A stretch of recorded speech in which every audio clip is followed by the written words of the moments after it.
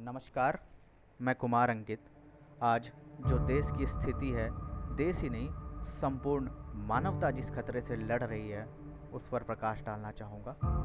हमारे doctor, nurse अस्पताल में योद्धा बनकर इस महामारी का मुकाबला कर रहे हैं।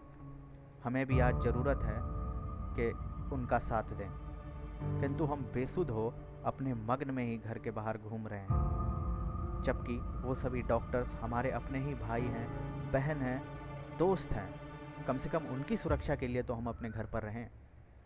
मैं जब भी इतिहास के बारे में पढ़ता हूँ तो रक्त में एक उबाल सा आ जाता है, रोंगटे खड़े हो जाते हैं। अगर आप सभी का भी भगत सिंह, महाराणा प्रताप, छत्रपति शिवाजी महाराज का नाम सुनकर रोंगटे खड़े हो जाते हैं और मन करने लगता है कि काश मैं उस वक्त होता तो उन आक्रांताओं का डट कर मुकाबला करता। तो भगवान ने आपकी सुन ली है और आपको एक सुनहरा अवसर दिया है कि आज आप अपनी माँ भारती ही नहीं, संपूर्ण मानवता के लिए एक लड़ाई लड़ सकते हैं।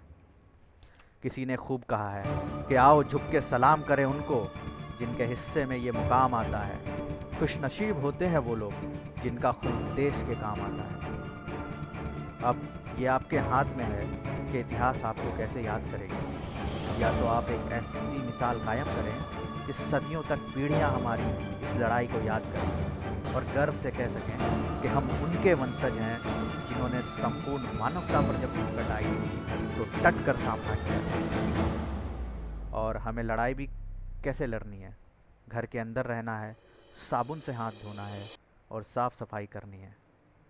आप उन सफाई कर्मियों के बारे में भी सोचिए जो जान हथेली पर डालकर इस महामारी का सामना कर रहे हैं। हमें इस महामारी को हराना ही होगा, आने वाली पीढ़ियों के उज्जवल भविष्य के लिए। अंत में मैं लिखी अपनी 4 पंक्तियां सुनाना चाहूँगा कि इन दिनों बहुत ज़रूरी है, रखना सबसे एक दूरी है। कह दो तो ये मजबूरी है, पर मानवता के लिए ज़रूरी है। माना ये बंदी बड़ी बेसुरी है, अस्पताल अब योद्धाओं से भरी है। तुम ही कर सकते अब समर पूरी है, तुम बिन ये रण अधूरी है। आई करीब वो शुभ घड़ी है, देश अब मांगे हमारी मंजूरी है कि लड़ना मिलकर ज़रूरी है, मिसाल खड़ी करना ज़रूरी है।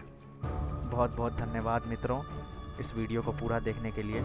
अपनों और अपना भरपूर ख्याल रखें। बहुत बहुत धन्यवाद।